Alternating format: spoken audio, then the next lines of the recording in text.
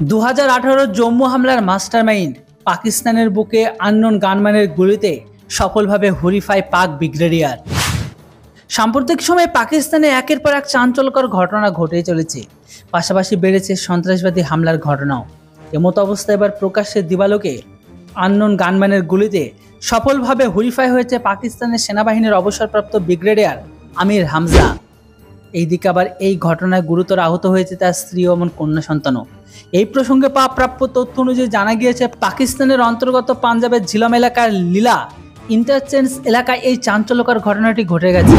এই ঘটনার পরিপ্রেক্ষিতে ইতিমধ্যে পুলিশের তরফে 4 জন অজ্ঞাত আততায়ীদের বিরুদ্ধে মামলা রুজু করা হয়। এর পাশাপাশি কারা নির্দিষ্টভাবে এই ঘটনার সঙ্গে যুক্ত, এমনকি কেন অবসরপ্রাপ্ত ব্রিগেডিয়ার আমির হামজাকে সফলভাবে 72 হুরে পাঠানো হলো তা জানার চেষ্টা চালাচ্ছে পাক পুলিশ।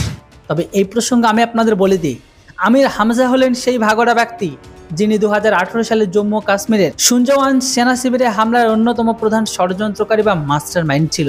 উল্লেখযোগ্য এটাই, সেই হামলায় 2 জুনিয়র কমিশনড অফিসার সহ মোট 5 জন ভারতীয় সেনা জওয়ান, এমনকি এক সেনা জওয়ানের বাবা নিহত হয়েছিল। শুধু এখানে শেষ নয়, ওই হামলায় 6 জন মহিলা ও শিশু সহ 10 জন আহত হয়। এইদিকে আবার আমির হামজা পাক গুপ্তচর সংস্থা আইএসআই এর একজন গুরুত্বপূর্ণ অফিসার ছিল। পাক সংবাদ মাধ্যমের রিপোর্ট অনুযায়ী জানা গিয়েছে, ওই হামলার সময় হামজার ভাই আয়ুব ঘটনার প্রত্যক্ষদর্শী ছিল। মূলত হামলার সময় তিনি মোটরসাইকেলে করে তার ভাইয়ের গাড়িতে পিছনে পিছনে যাচ্ছিল।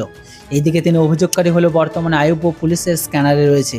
প্রাপ্য তথ্য অনুযায়ী জানা গিয়েছে, অবসরের আগে আয়ুব ইমার্জেন্সি সার্ভিসে একাডেমির ডিরেক্টর জেনারেল পদে ছিল, যেখানে এর আগে ঠিক এইভাবে আইএসআই এর আধিকারিক জামির সারফারাজ আততায়ীদের অর্থাৎ আননোন গানম্যানের গুলিতে সফলভাবে 72 হুরপ্রাপ্ত হয়। জানা গিয়েছে, গত সোমবার অবসরপ্রাপ্ত ব্রিগেডিয়ার হামজা তার স্ত্রী ও কন্যার সঙ্গে গাড়ি করে যাচ্ছিল। সেই সময় অজ্ঞাত আননোন গানম্যান দ্বারা আচমকায় আমির হামজাকে লক্ষ্য করে গুলি চালায়। ওই সমস্ত আননোন গানম্যানকারী বাইকে করে এসেছিল বলে খবর মিলেছে। তবে এই দুষ্কৃতীদের হামলায় আমির হামজার স্ত্রী এমনকি কন্যা সন্তান গুলিবিদ্ধ হয়। আততায়ীরা কোনো জিনিসপত্রের দাবি ছাড়াই হামলা চালায়। এমতো অবস্থায় হামলাটির পরিপ্রেক্ষিতে পুলিশ বিষয়টিকে টার্গেট কিলিং হিসেবে বিবেচনা করছে। পাশাপাশি শুরু হয়েছে তদন্ত। যদিও এই ঘটনায় সন্ত্রাসবাদের ধারা কোনো যুক্ততা হয়নি বা কেউ স্টেটমেন্ট দেয়নি, তবে যেই বা যাই করুক না কেন, বিশেষ করে সেই সমস্ত আননোন গানম্যানকে জানায় অনেক অনেক ধন্যবাদ।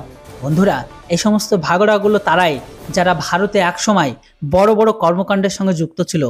তাই এই সমস্ত ব্যক্তিকে কে বা কারা বা আননোন গানম্যান দ্বারা ঠগাই করা হচ্ছে। বন্ধুরা, এই খবরটি শুনে যদি আপনাদের মনে কিছুটা আনন্দ আসে, তাহলে অবশ্যই কমেন্ট বক্সে আননোন গানম্যানের নামে কমেন্ট বক্সে 2-1 লাইন অবশ্যই লিখুন। Thanks for watching. জয় হিন্দ, বন্দে মাতরম।